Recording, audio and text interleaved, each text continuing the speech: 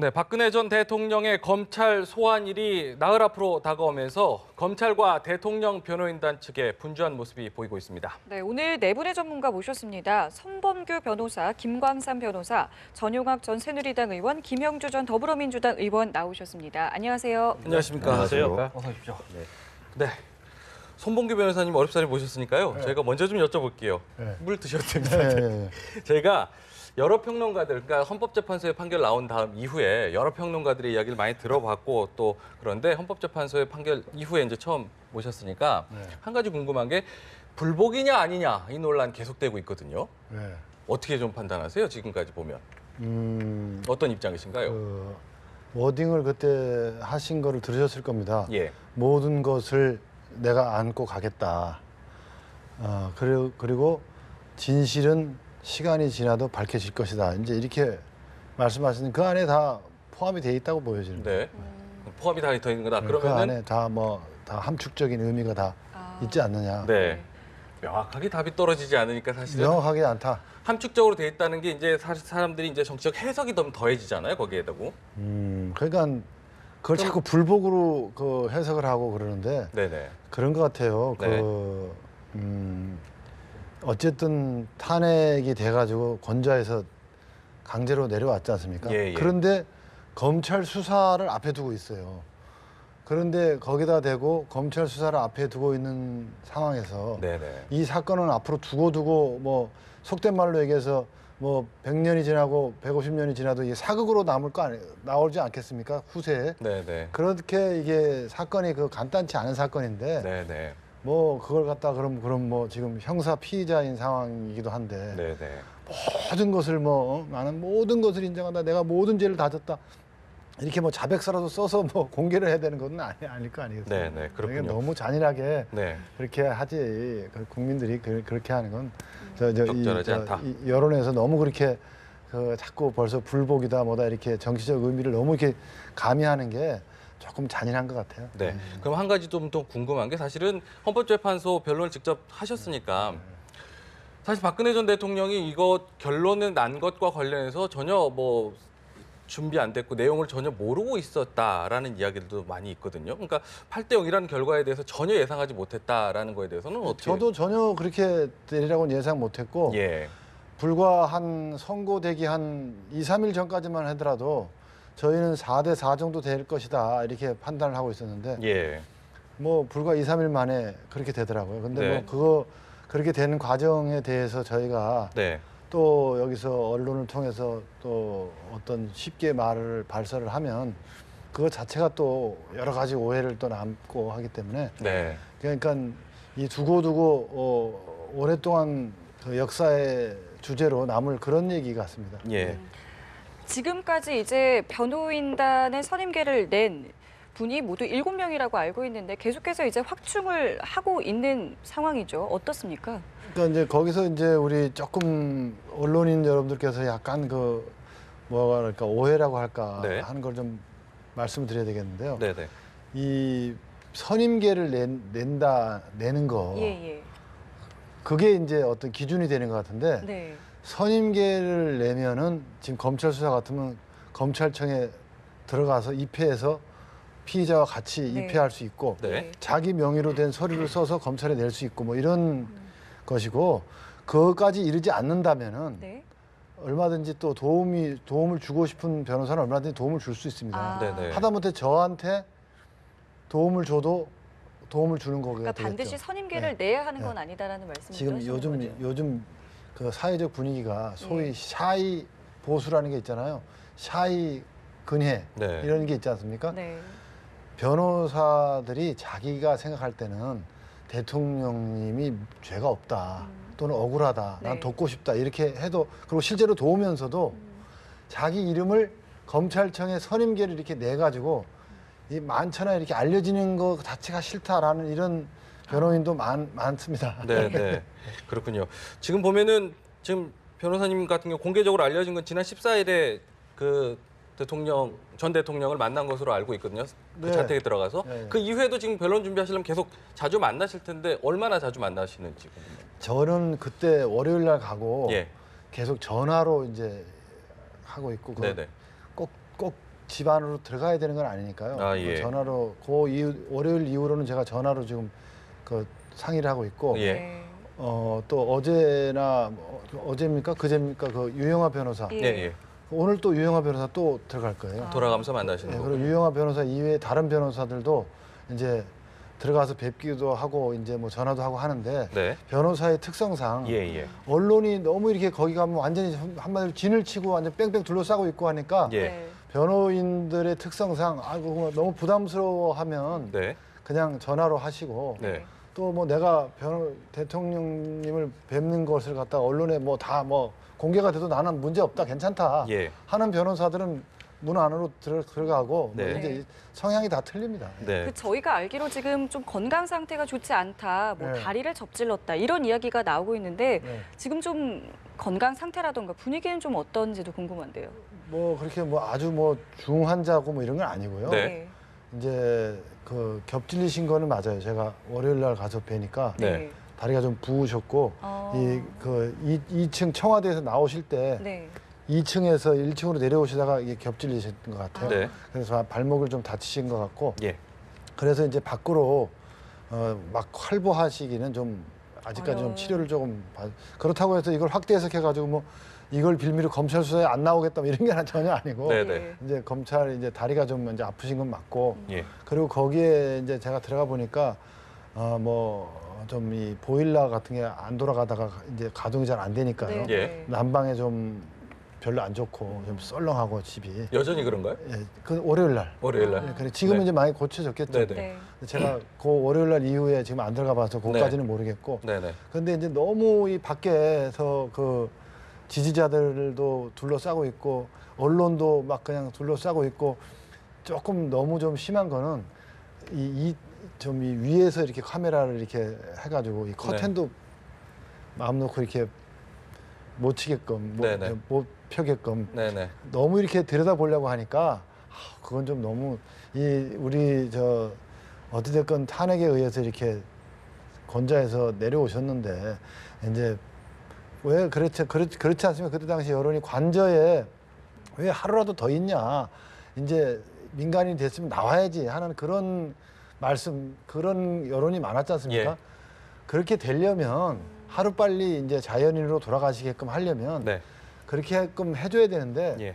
지금은 정반대예요. 네. 빨리빨리 하루라도 자연인으로 돌아가라라고 요구를 하면서도 막상 주변에서의 그 액션은 돌아갈래야 돌아갈 수 없게끔 지나치게 많은 관심 이제 아주 뭐 너무 알겠습니다. 힘들 정도의 알겠습니다.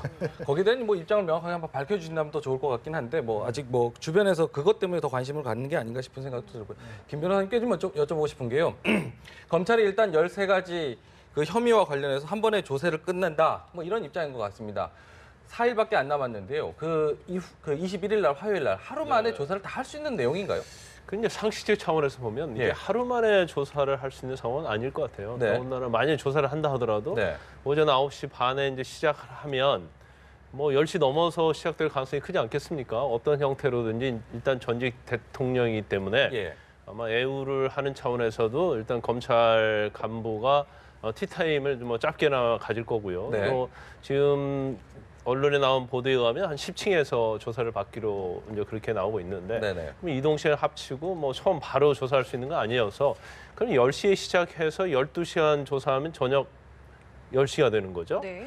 그런데 이제 제가 볼 때는 이게 이 수많은 범죄 사실, 13개 범죄 사실에 대해서 조사하는데 과연 한 번에 끝날 수 있을까? 예. 이제 그거 굉장히 의아심을 갖습니다. 네. 왜냐하면 이전에 예를 들어서 이재용 부회장 같은 경우에도 지금 뇌물이야 지금 업무상 횡령 뭐 유증 그런 게 있었지만 네네. 사실은 중점은 뇌물과 관련된 부분 아니겠어요? 뇌물도 뇌물 공유에 관한 부분이잖아요. 그러면 거기에서도 이재용 부회장도 자기가 자의적으로 낸 거 아니라고 얘기를 하면서 그 부분 조사하는데도 뭐 20시간 걸리고 그랬단 말이에요. 네네. 그러면 한 가지 어떤 뇌물과 관련된 부분은 한 가지 조사하는데 그렇게 시간이 많이 걸렸는데 예. 박근혜 전 대통령이 과연 소환을 받았을 때 네. 이제 그게 가능할까 이제 그런 생각이 좀 들어요. 그래서 아마 검찰 자체는 그것까지 대비를 했을 가능성이 크고요. 또 박 전 대통령이 양해가 된다고 한다면 또 조율이 될 수 있는 부분도 있죠. 네. 조사를 하다가 일단 밤에 좀 늦게까지 밤샘 조사를 할 수 있느냐. 이제 그 부분은 박 전 대통령의 동의를 얻지 않으면 조사할 수가 없어요. 네, 네. 그렇게 되면은 결과적으로 한 번 조사에서 끝날 수 있는 사항이 과연 될까? 물론 전체적으로 모른다고 대답하고 부인을 그냥 간단하게 하면 모르겠지만 네. 부인 자체도 사실은 간단하게 할 수 있는 그런 내용이 많지 않거든요. 예, 예를 예. 들어서 K스포츠나 미래재단과 관련해서 물으면 박 전 대통령도 대국민 사과를 통해서 양 재단의 설립 자체는 국가 경제와 국민의 삶을 위해서 했다고 했기 때문에 이제 모르쇠로 갈 수 없는 거죠. 그러면 그러면 설립 과정서부터 어떻게 거기에 임원들을 데리고 왔고 직원들 데리고 왔고 뭐 최순실 관련 관계를 묻는 것만 해도 사실은 시간이 굉장히 많이 걸릴 네. 거예요. 네. 그래서 일단 뭐 검찰에 소환된 다음에 그 과정을 좀 지켜봐야지 지금 예단하기는 굉장히 어렵다 이렇게 봅니다. 예. 지금 말씀하신 것처럼 하루 안에 조사가 다 이루어지기가 사실상 좀 어렵다는 관측이 있기 때문에 만약에 추가로 또 소환 요청이 있다면 충분히 또 응하시는 상황인지 좀 그것도 궁금한데요. 저는 그렇게 봅니다. 검찰이 이 사건을 처음 다루기 시작한 게 벌써 작년이고요. 또 그리고 또 그동안에 또 특검이 또 있었고 네. 비록 그 대통령 신분이었기 때문에 가지고 있는 형사 불소추 특권 때문에 이제 어떤 강제 수사를 못했고 예. 그런 부분만 빼고 나면은 상당한 시간이 있었기 때문에 관련자들은 다 이제 면밀한 조사가 다 돼 있지 않습니까? 예. 관련자들에 대해서는 그렇기 때문에 그렇게 하루 만에 이렇게 끝내는 게 이렇게 그렇게 꼭 불가능하지는 않을 것 같고요. 그리고 검찰도 그렇고 누구나 다 그렇게 생각할 겁니다. 전직 대통령에 대한 수사를 뭐 2번씩, 3번씩 이렇게 4번씩 반복해서 자꾸 하면 그게 뭐 그렇게 국민이 그렇게 좋게 뭐 바라는 건 아닐 것 같아요. 그래서 가급적이면 하루 만에 끝낼 수 있으면 좋겠다. 그런데 그게 이제 불가피해서 하루 만에 못 끝내고 네. 뭐 더 해야 된다면 더 응할 수밖에 없죠. 뭐 어떻게 그걸 네. 어떻게 검찰의 그 요구에 응할 용의는 만약에 있으신 것 같다. 만약에 그렇다면 뭐 이틀, 3일 더 필요하다 그러면 네. 이틀, 3일 더 해야지 어떻게 하겠습니까? 네. 그런데 이제 만약에 하루 만에 끝내려고 하면요. 네. 약간 개괄적으로 추상적으로 물을 가능성이 커요. 네. 구체적으로 하면 시간이 많이 걸리잖아요. 예. 왜냐하면 지금 처음에 검찰 수사하고 그다음에 특검에서 수사했지 않습니까? 지금 검찰에서 일부 수사를 하고 있고 만약 검찰 입장에서 이 정도 되면 사실은 뭐 이제 특검의 입장 정도는 제가 볼 때는 박 전 대통령을 직접 조사하지 않고도 네네. 많은 증거를 확보하고 있다. 그래서 조사가 어떻게 보면 형식적으로 이루어질 가능성도 있다. 이렇게 볼 수 있거든요. 예, 예. 그러면 검찰이 박 전 대통령을 기소한 거나 신병철하는데 뭐 이 정도 증거는 충분하다.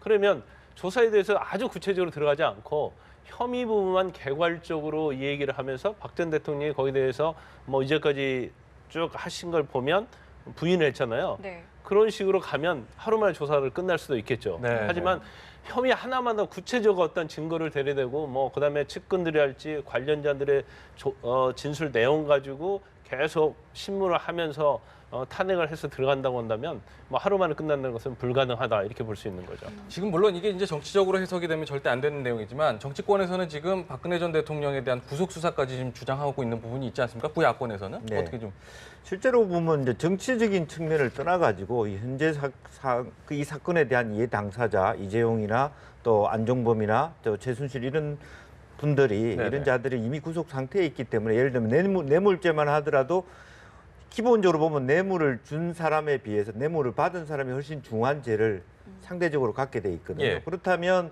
이재용이 구속돼 있다 그러면 당연히 그야말로 이제 불소추 뭐 이런 어떤 대통령 예우가 파면됨으로써 박탈돼 있는 상태이기 때문에 네. 굉장히 원칙적으로 얘기할수록 구속돼야 되는 것이 원칙이다 그렇게 보여요. 네. 추가적으로 제가 한 말씀 좀 드리면 일단 우리가 이제 재판부에서 영장 전담 판사에서 이제 영장을 발부하는 기준이 이제 우리가 많이 알려져 있지 않습니까? 뭐 도주, 증거인멸 네. 우려 그런 내용이 이제 형사소포에 나와 있는 이제 원칙적인 거죠. 예, 그렇지만 일반적으로 실무적으로는 가장 구속을 하는 필요성을 어떻게 보냐면 사안의 중대성을 제일 1번으로 꽂아요. 예. 왜냐하면 대통령이 뭐 도주할 염려 있겠습니까? 그래서 사안의 중대성 측면에서 보면 지금 박 전 대통령이 특검에서 기소한 부분도 그렇고 검찰에서 기소한 부분도 그렇고 모든 범죄 사실 대부분이죠. 다는 아니지만 예. 네. 그 중요한 범죄 사실은 다 공범으로 적시되어 있지 않습니까? 그러면 사안이 굉장히 중대하다 볼 수 있는 거고 예. 네. 또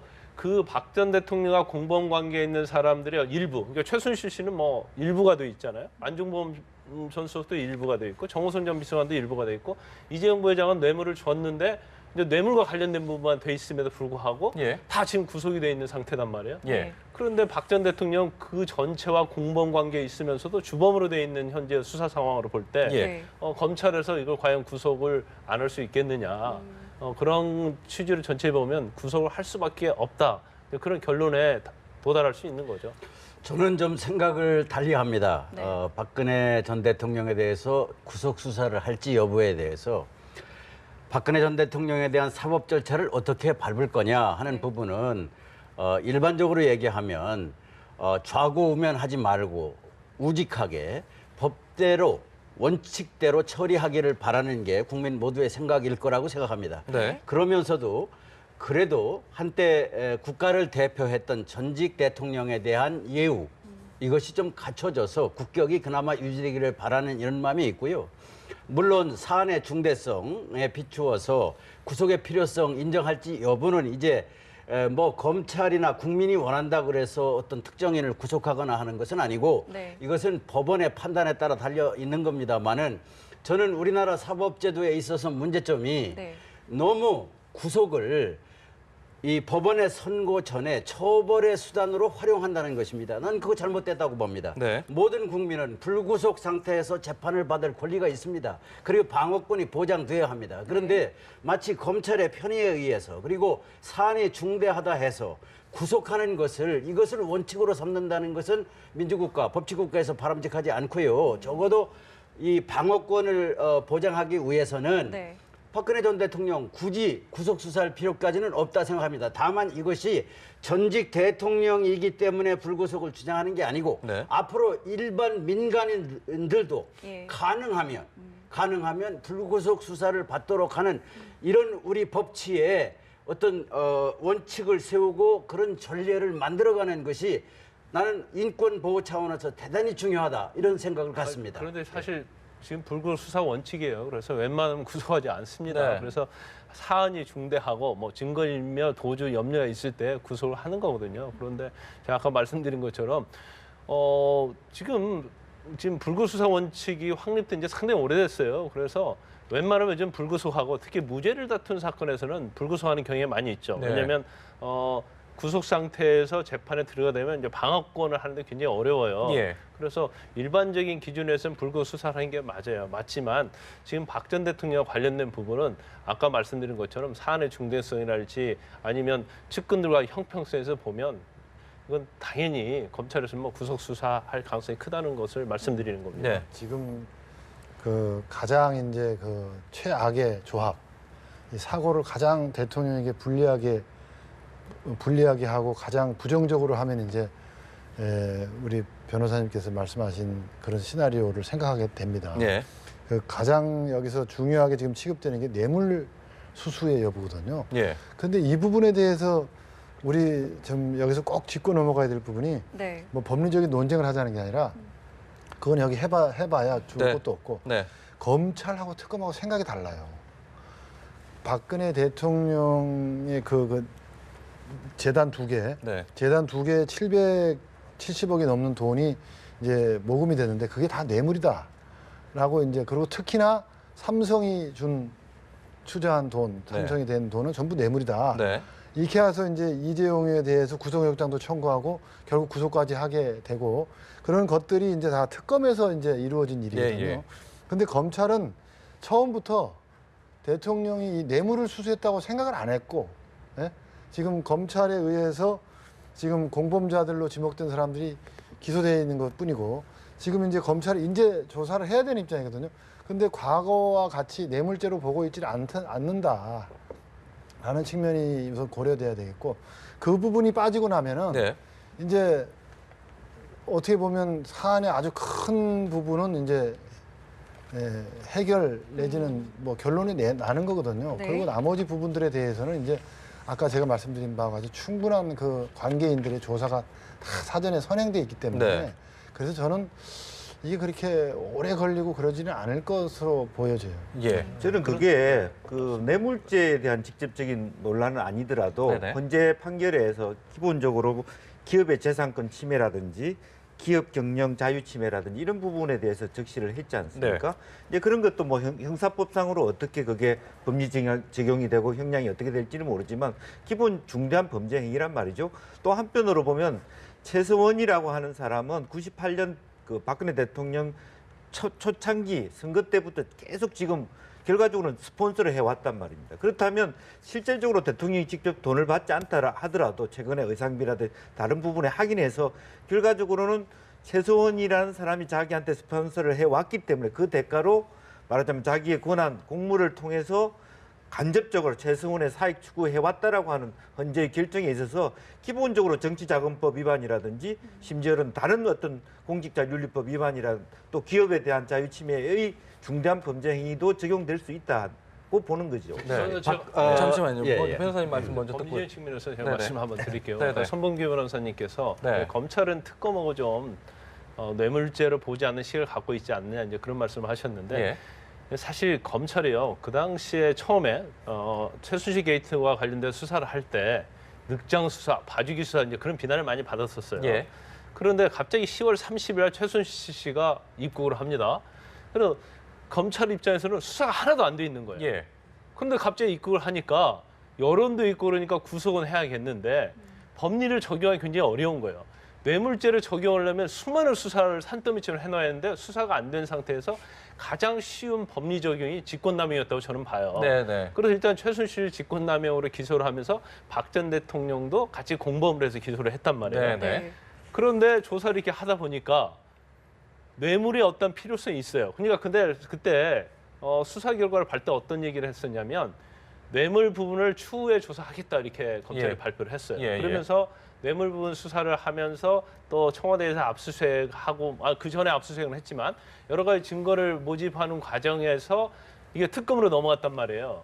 그래서 검찰 자체도 그 당시 수사가 뇌물에 관한 수사가 안 돼 있어서 직권남용으로 기소할 수밖에 없는 상황이었고 예. 또 특검에서는 이 수많은 부분에 대해서 조사를 하다 보니까 뇌물이라는 결정을 내려서 뇌물죄로 이재용 부회장을 뇌물 공여로 기소를 했기 때문에 이 부분이 꼭 검찰이 원래 생각했던 부분과 이제 배치되지 달라졌다라기보다는. 않는 거라고 생각해 볼 수 있고요. 예. 근데 두 번째로 아까 우리 김 의원님께서 말씀하셨지만 그게 뇌물이 아니고 그냥 직권남용에만 해당된다 하더라도 네네. 그 사안이 굉장히 많지 않습니까? 사안 혐의 자체가. 그래서 이 정도 사안이면 물론 뭐 전직 대통령이라는 측면도 있지만 구속 수사를 하는 데는 뭐 크게 이게 어떤 박근혜 전 대통령을 갖다가 뭐 어떤 불평등하게 대우한다랄지 예. 뭐 아니면 압박을 한다랄지 예. 아니면 뭐 여론에 휘몰려서 구속을 한다. 근데 그런 말은 맞지 않을 가능성이 크다는 거죠. 네. 어쨌든 박근혜 전 대통령과 그를 둘러싸고 벌어진 일련의 행위에 대한 네.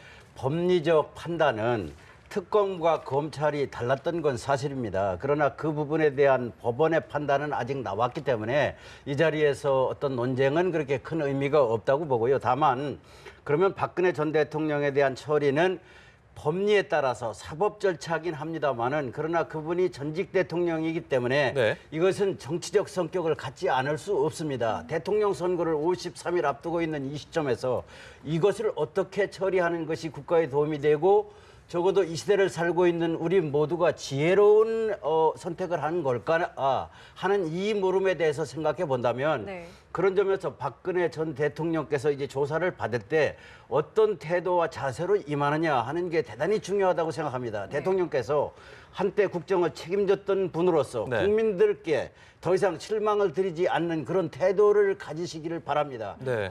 조금 전에도 뭐 얘기가 있었지만 헌재 이 선고 내용에 대해서도 저런 화법이 아니고 좀 더 국민들께 분명한 입장을 좀 밝혀주셨으면 하는 게 대다수 국민들의 판단이라 이렇게 생각을 하시고 적어도 함께 했던 분들이 지금 많이 구속돼 있거나 사법 절차 중에 있지 않습니까? 예. 그 부분에 관해서 모든 사태가 사실은 어쨌든 대통령으로부터 비롯된 겁니다. 뭐 그것이 그로 인해서 박근혜 대통령의 법적 책임을 거기에 상응하게 물어야 한다. 이건 제가 얘기할 부분은 아니지만 네네. 최고 책임자로서 적어도 그분들에 대해 선처해다오. 모든 것은 나로부터 비롯된 거다 하는 것. 그리고 어쨌든 이런 사태를 초래해야 하는 데 대해 국민들에게 진심으로 사죄하는 이런 마음으로 사법 절차에 임해야 될 거다 하는 말씀을 드리고 싶습니다. 예.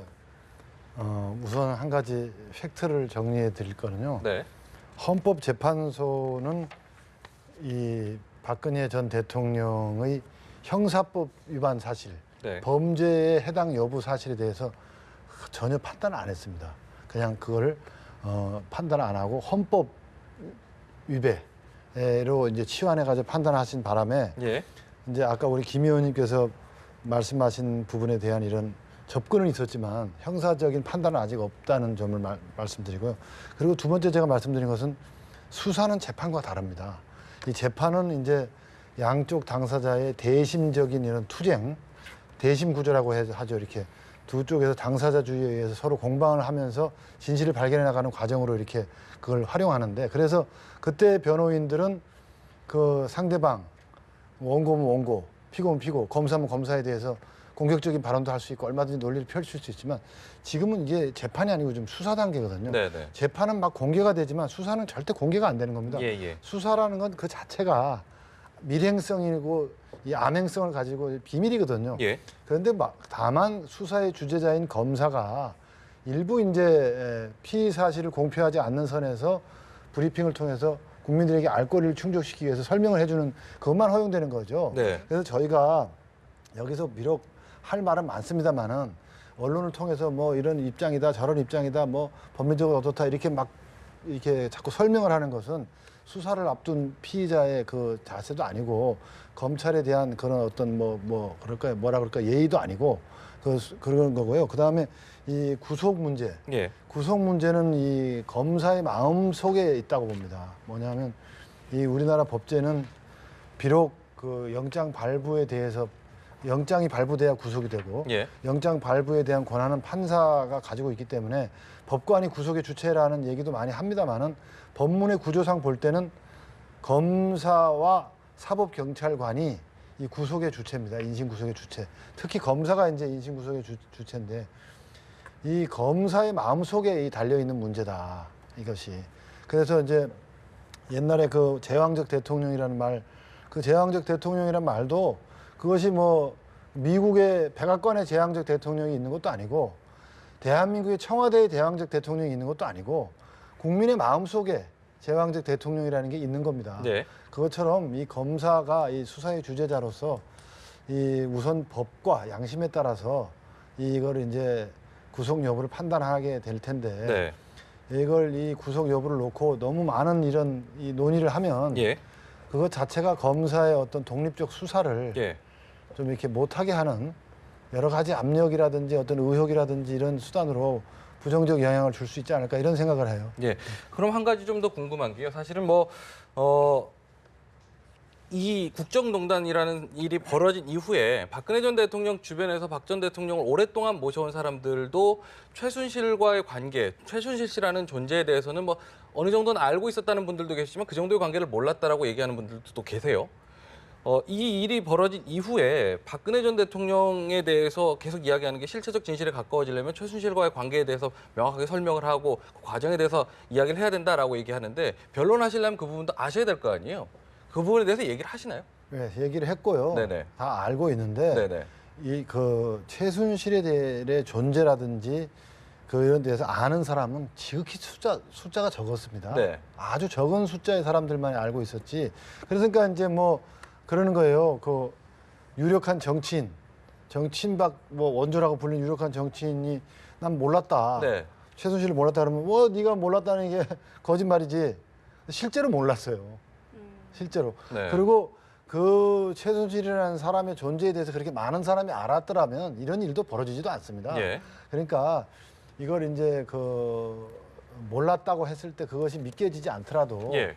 아 몰랐을 수도 있겠구나라고 한번 생각을 해보고 이렇게 돼야지 되면 네. 다 이게 이해가 될 수 있을 텐데 네. 너무 받아들이기 싫다고 해서 안 받아들이고 계속하니까 이게 설명이 안 되는 거예요. 그럼 한 가지 더요. 그럼 최순실 씨를 알고는 있고 개인적인 일을 도와준다고 했지만 이 과정에서 국정농단 이런 혐의와 관련해서는 박 전 대통령은 전혀 몰랐다라고 지금 계속해서 이야기를 해오지 않았습니까? 저도 동감하고 있습니다. 이 부분과 관련해서는 그럼 추후에 더듬어서 과정을 좀 살펴보고 있는 과정인가요? 어떤가요? 뭐 다시 박 전 대통령이 최순실 씨의 존재는 인정을 했는데 네. 최순실 씨가 자신의 비서진들을 통해서 이렇게 그 농단과 연루된 의혹과 관련해서는 모르고 계셨다라고 얘기하지 않았습니까? 네. 그 부분과 관련해서는 더듬어서 지금 확인을 하고 계신지 그 부분이 궁금합니다. 네, 확인을 하고 있고요. 네. 그 이게 말하자면 대통령님께서도 네. 이 당신 자신도 몰랐던 것을 이런 탄핵이라든가 뭐 이런 수사라든가 이런 걸 통해서 네. 많이 이제 깨닫게 되신 거죠. 네. 그러니까 그만큼 그 뭐 대통령께서 이렇게 당황하게 됐던 것도 맨 처음에 당황하시고 막 그 어떤 사과를 막 거듭하시고 하신 것도 네. 사안의 내용을 정확하게 잘 모르셨습니다. 네. 그렇다면요. 박 전 대통령은 뭐 지금 몰랐다라고 얘기하지만 본인과 관련된 사람들이 이런 일에 역할을 하면서 했다라고 하면 결과물에 대해서는 어떤 책임을 묻거나 할 수 있는 상황은 전혀 아닌가요? 만약에 이제 혐의와 관련해서 전혀 몰랐다라고 전제를 한다면 결과물에 대해서 책임을 벌써 추궁당해가지고 탄핵이 됐잖아요. 탄핵은 말씀하신 대로 정치적인 판단이라고 얘기했기 때문에 형사적인 처벌 여부를 그거는 여쭤보. 이제 지금부터 시작하는 거죠. 그런데 네. 박 전 대통령이 몰랐다고 할 수도 있죠. 뭐 최순실씨가 그렇게 얘기했잖아요. 네. 어제 무슨 일을 했는지 기억이 안 나는데 2014년도에 뭐 무슨 일을 했는지 기억이 날 수 있겠느냐 이런 얘기를 했는데 네네. 지금 몰랐다고 하는 거에 대해서 뭐 검찰이 됐건 특검이 됐건 예를 들어서요. 안종범 전 수석한테 뭔 지시를 했잖아요. 안종범 전 수석이 어떤 수첩에 다 나와 있지 않습니까? 예. 안종범 전 수석이 어떤 지시를 받았다고 얘기를 하잖아요. 네. 박 전 대통령이. 정호성 비서관도 마찬가지고. 그 여러 가지 어떤 물증이나 그런 거에면 구체적 일시와 장소 같은 것이 나와요. 그리고 예를 들어서 이제 그건 이제 판단의 문제인데 뭐 박근혜 전 대통령 측에서 주장하는 거 어떤 시각에 따라 다를 수 있지만 네. 예컨대 KD 코퍼레이션 하나만 얘기해 보자고요. 현대에다가 KD 코퍼레이션을 부탁을 했어요. 그럼 박 전 대통령 부탁했다는 걸 인정을 하잖아요. 인정을 하는데 그게 순수한 중소기업을 육성할 의도에서 했다. 네. 그러면 최순실 씨의 어떤 부탁을 받아서 박 전 대통령이 얘기를 한 것은 팩트가 되는 거예요. 네. 그럼 거기에 대해서 범죄 사실이 되냐 안 되냐는 결국은 검찰이나 사법기관이 판단하는 거죠. 네. 그러니까 이렇게 몰랐다고 하는 것 자체도 사실은 제가 볼 때는 뭐 박 전 대통령의 어떤 정규제 TV랄지 그런 걸 전체적으로 보면 그거 행위원 자체는 인정을 하고 있는 거죠. 예. 예를 들어서 이재용 부행장과 관련된 부분에 있어서 뭐 2014년 9월 15일 날 첫 독대하고 그다음에 7월 25일 날 다음에 7월 25일 날 독대하고 그다음에 뭐 29일이던가요? 이게 세 차례 독대했지 않습니까? 독대한 사실은 다 인정이 돼요. 단지 거기에서 독대했을 때 무슨 말을 했느냐. 예. 근데 그게 중요한 거 아니겠어요? 예. 근데 박 전 대통령 뭐 생각 안 날 수도 있죠. 독대도 구체적으로. 그렇지만 이재용 부회장 아니면 안종범 전 수석의 수첩이랄지 네. 아니면 최순실과 관련된 부분에서 그런 부분에서 입증할 증거가 나와 있는 거예요. 예. 그럼 본인이 기억을 못한다 하더라도 그 당시 삼성과 어떠한 거래가 있었느냐, 부정한 청탁이나 대가가 있었느냐 그 부분은 객관적 사실은 팩트가 되는 것이고 거기에 대해서 법률적 평가를 어떻게 하느냐. 단지 박 전 대통령 입장에서는 나는 고의가 없었고 그러한 사실이 없다고 얘기를 하지만 네. 이제 그런 여러 가지 뭐 전부 다는 아니지만 네네. 그런 증거에서 수없이 많이 나타나고 있는 거죠. 네. 그리고 아까 우리 손봉기 변호사님께서 이제 헌재에서는 뭐 형사사건 관련돼서 인정한 게 전혀 없다 그렇게 말씀을 하셨는데 네. 물론 국가 공무원 임명권과 관련된 부분, 뭐 노태강이나 뭐 그 문화체육부 고위직 관련된 이제 그런 부분에 대해서는 뭐 그 인정할 수 없다 그건 맞죠. 네네. 그다음에 뇌물과 관련된 부분에서도 사실은 소추 사유에서 마지막에 이제 빠진 걸로 볼 수 있거든요. 네네. 그래서 뇌물죄에 대한 판단할 필요가 없었어요. 그렇지만 최순실 씨와 관련된 어떤 대통령에서 권한 남용 네. 그 부분에 대해서는 아까 뭐 KD 코퍼레이션을 비롯해서 그 검찰에서 처음에 기소한 직권남용과 기소한 대부분에 대해서는 헌재에서 다 인정을 했어요. 네. 그래서 정치와 사법기관이고 형사재판은 다르긴 하지만 네. 그래도 사실은 인정이 된다고 명백하게 헌재에서 그 당시에 판결을 한 거죠. 알겠습니다.